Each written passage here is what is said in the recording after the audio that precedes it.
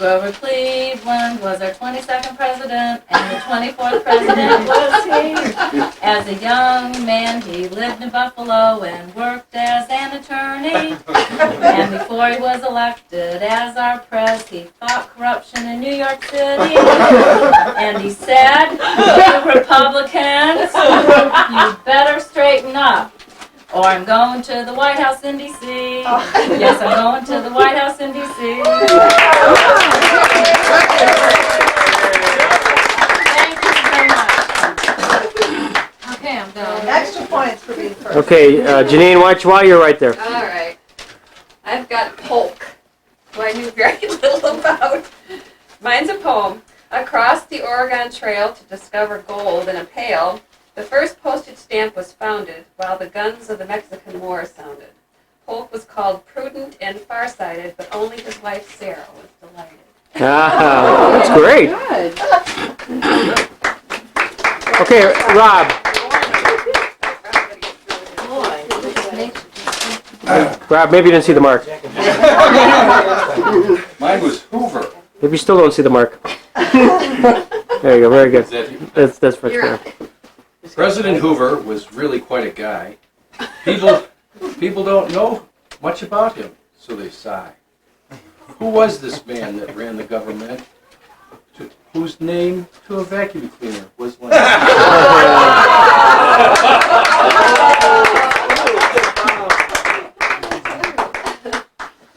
Okay, Kathy. Mine's boring and long. That's I've been working on it for a long time. Yes. John Quincy Adams, President number 6. Did you know he was the first to be in pics? So history shows, and now we know, that his stature was short and he was built like a fort. But just the same, that day came to the presidency he was called, even though he was bald. His credentials were great: a one-time Secretary of State, a Harvard grad, and father of 3 lads. Isn't it a funny thing that destiny could bring a father and a son to lead a country in its time of need? A love for high taxes, big government, and spending made 1829 the year of his ending. Oh, that's great. All right, Mac. My turn? Mac, come on. Center stage, Mac. What do they call it, on the spot? Franklin Pierce, with political ambitions unshared by his mate, from New Hampshire in 36, for Congress had a date. In the ensuing years prior to 1852, 2 children they had who died quite young. This is TOO2. Jenny's distaste for politics grew alarmingly bad and made her extremely sad. A 3rd child came, and Franklin decided to quit politics and by his family abided. So he declined a post in Polk's administration, but deep down this was a terrible decision. Unbeknownst to Jeannie, he continued the political game and was nominated on the Democratic ticket in 52 to initiate his fame, culminating in a March 53 inauguration, after which station he had an altercation with an old lady over which his horse had trod, and was saved from the jailhouse when his identity was discovered. Pierce's tenure was never a happy one, faced with the loss of his children and an uncaring, non-supportive, alienated wife that left his political and private life bordering on abject strife. This is terrific. The total opposite of Archive Pierce, the life of the 50s MASH fame. I'm told that's where Alan Alda got his name. Terrific. All right, Cheryl. Oh, I have to follow that? That was great. Oh my gosh. I want you to notice that I have my Republican. Oh, Our 25th pres was McKinley, a Republican, and none too skinny. Defended gold, we are told, and made businessmen bold. To Buffalo he went in search of some wings, but discovered they hadn't invented the things. Then he got shot, and that ended the plot. So that was the end of McKinley.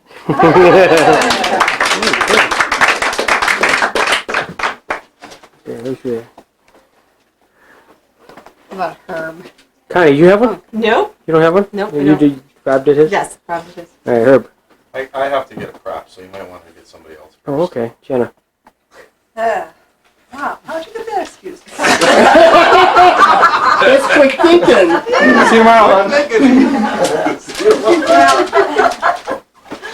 You're next. You're next. Oh, no. More than a quarter of a president. You may be able to guess my president's name. He was a general of great fame. M began his wife's name. He drove the British insane, yet he wasn't the first all the same. Whoa. Okay, everybody know who that was? No, I told you. You can't say anything. I want the That was a Say it again. Say it again, yeah. Oh yeah, encore. second verse, same as the first. A little bit louder and a little bit worse. The title is More Than a Quarter of a President. Quarter is a clue. Quarter. You may be able to guess my president's name. He was a general of great fame. M began his wife's name. He drove the British insane, yet he wasn't the first all the same. Yeah. What was his name? That's why she's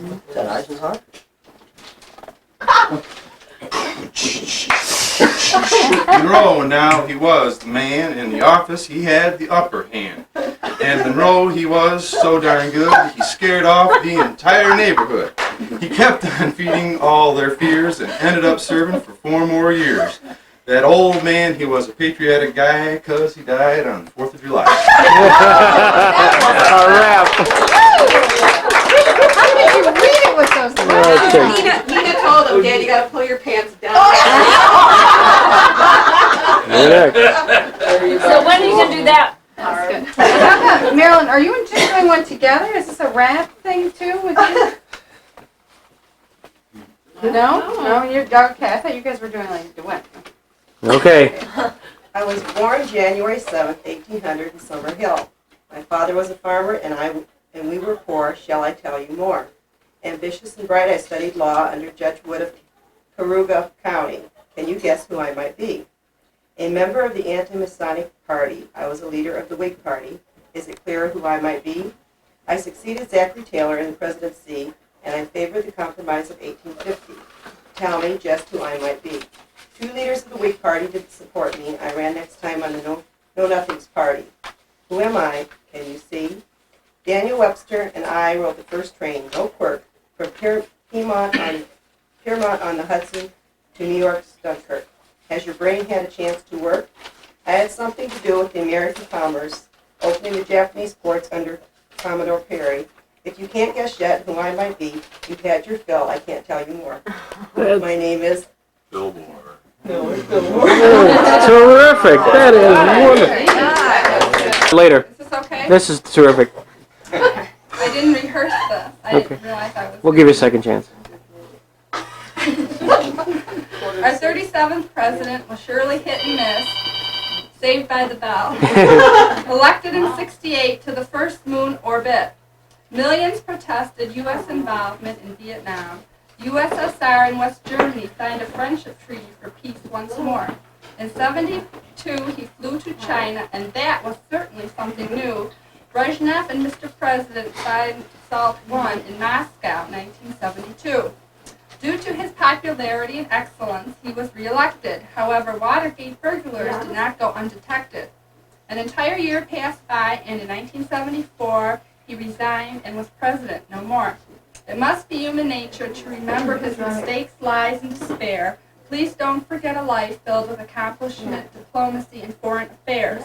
Our president let us down, but we need not be ashamed. Our country held firm while our leaders changed. Remember, God commanded us to forgive as he does, without rejection, for we all have sinned, every last one, and Nixon is no exception. Very good. There's 2 guys here, so. I brought the cupboard, though. We're all going to have a good time later. Brought the cupboard. Oh, great! The president in the cupboard. Love it. Okay. Chester Allen Arthur. Okay, Chester Allen Arthur, President 21, came to hold this office after Garfield was shot with a gun. He lived out his term with honesty, responsibility holding his post, surprising this nation of people. They liked him, about whom they boast. His policies created surplus for the United States Treasury, but taxes had no reduction for the home of the brave and the free. He voted to have helpful programs to further the cause of each state, but Congress, we know, as Congresses go, were congressionally irate. The Congress was split in decision on helping Republican pace, so they slowed down the progress of Arthur, which hindered the president's race. His elegance and demeanor, he sported the finest attire, were not enough to help him to win, and by Jove, he had to retire. That's excellent. All right, Lynn, sit down, Jim. So.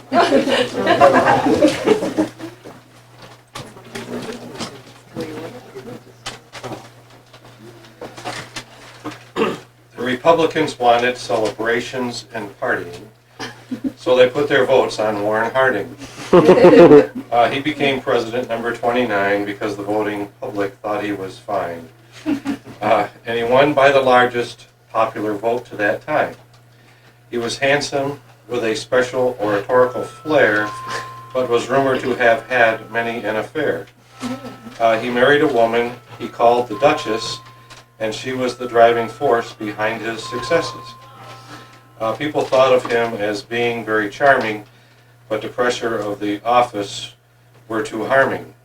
The pressures seemed greater the more he tried, and midterm of office, Warren Harding died.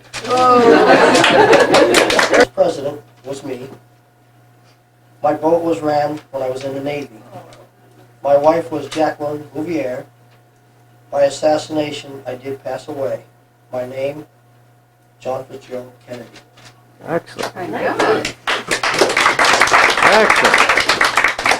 All right, Dan. 5 minutes. And we got that done. Can I have a shirt? Can I have a drink? Can I have a drink first? How many do you have, Dan? Oh, man. That's single space. We want the hand motions to Zacchaeus. President Grant, 18th in a row, served 2 terms, but no more. Born in Ohio, was Methodist, off to West Point, but he got on the list. 21 of 39, not the best. Maybe been better to study for tests. Sent to Mexico, conflict and strife. After the war, Ulysses sought a wife. Julia Bogsden became the missus. Left home in Missouri, after marrying Mr. Ulysses, left home in Missouri, sent out west. Julia and children were left to do their best. Loneliness and drinking took their toll. Grant soon resigned from Army roll. Tried to be a farmer, a businessman too. Didn't work out. What to do? Civil War started. Ulysses got the call. Wasn't too long. He was general. Politics came after this war. Became president, defeating Seymour. The White House had its problems too. Scandal and bribes, to name a few. 3 terms for UG? No way. Garfield now will have the say. Yo, Ulysses now needs money. Support for the family and the honey. Friend Mark Twain agrees to publish Grant's memoirs. Not no rubbish. Cancer working had its way. Ulysses S. Grant passed away.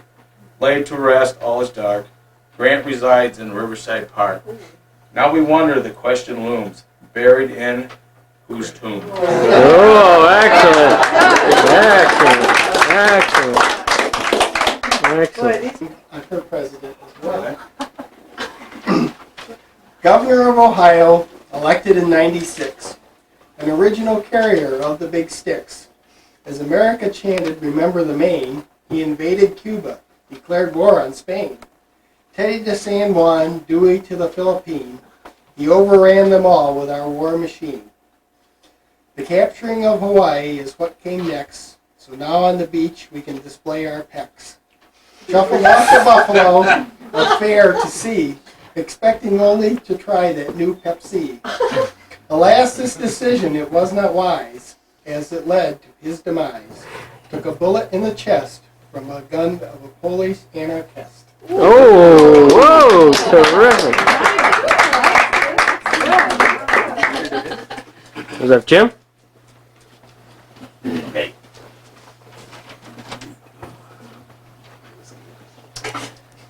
on a tobacco plantation with money as his fate was John Tyler, governor of Virginia State. He became our 10th president upon William Harrison's demise. Outspoken was he as leader, which may not have been too wise. He railed against the U.S. Bank. He spoke against the Senate. He opposed giving lands to homesteaders, for he saw no profit in it. And just like a typical lawyer, his arguments stretched to the limit. He ruffled his Congress, his cabinet resigned, he certainly stuck his foot in it. A member of the Whig Party, he dissolved it with his own tongue, till there was no one left to re-elect him, and so his term was done. Excellent. Oh boy. Scholarly work. Our 30th prez was Coolidge. He was solemn and not very foolish. To business, he was a pal. He reigned in government, silent Cal. Brought a boom in the 20s, then quit, rather mulish.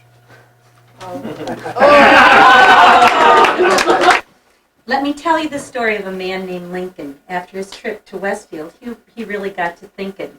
There was a little girl there who came to see it all. She was surprised to see that he was so thin and tall. Upon viewing the thinness of Mr. Lincoln's face, a beard, she thought, would be no disgrace. So upon the advice of one little tot, Abe's day of shaving have really gone to pot. Do you suppose this was a connection why Mr. Lincoln won the election? What a terrible shock for the nation and that little tot when on that fateful night President Lincoln was shot. Wow. Very good. Nice delivery. Let me see if I can remember it. Which president?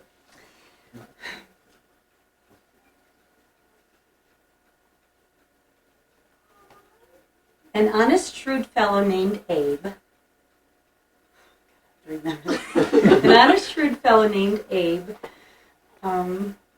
with a soul like the angel of Gabe, asked his wife, Mary Todd, "Where'd you get that? From God?" He replied, "Rest assured, you sweet babe." All right. Very good. Washington, Adams, Jefferson, James Madison, James Monroe. We're off to an excellent start, my friends, with just 36 to go. Adams, Jackson, Van Buren, Harrison, the winner at Tippecanoe. He stood too long in the cold, wet rain and promptly died of flu. Then Tyler, Polk, and Taylor, the voters' subsequent picks. And Fillmore, Pierce, Buchanan, an extremely forgettable 6. Lincoln and Andrew Johnson, while others impatiently waited. These two entered the history books, impeached and assassinated. Grant and Hayes then came along, filling the jobs they had sought, while Samuel Tilden was heard to say that Hayes' election was bought. Garfield was next in line for the job of leading our century-old nation. Then Arthur, when Garfield's ticket was punched at Washington's Union Station. Cleveland took over not once but twice. Then Harrison, known as the man which laid claim to the modest measure of fame as the ham in the Cleveland sandwich. Cleveland Harrison. McKinley was next and promised to lead a nation which longed to be led, but he shuffled off in Buffalo when he should have stood in bed. At our first Roosevelt then came along, his energy knew no bounds, followed by William Howard Taft, who weighed 300 pounds. In 1912, Woodrow Wilson appeared, then Harding captained the decks. He died in Frisco in 23 of too much booze and sex. The next in line was Silent Cal, the least loquacious we've had, sworn into office up in Vermont by a notary public, his dad. Hoover fed the Belgian kids, but was only a short-time hero. Instead of a chicken in every pot, the Dow Jones fell to 0. The country was dying of gloom and despair when Roosevelt brought back its life. But he died in Warm Springs, held in the arms of a woman who wasn't his wife. Your history, Harry, Dewey proclaimed. Go home and help Bess cook and bake. But Truman prevailed while Dewey remained just a man on a wedding cake. Ike found a peace in everyone's heart. From Hitler, he set Europe free. Liked more than anyone else in his time, except maybe Sarah Lee. The next two have helped me greatly, the first being JFK, which luckily for us unskilled poets rhymes well with LBJ. Have patience, my long-suffering listeners, if any are still alive. Your faith is at last now rewarded. We've reached the final five.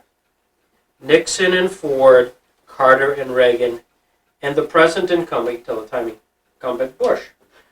Will he stay in the White House for 4 more years or succumb to Mario's push? Well, there they are, heroes and bums, forever enshrined in the fame's hall. Whatever they were, they doubtless reflect the best and worst of us all.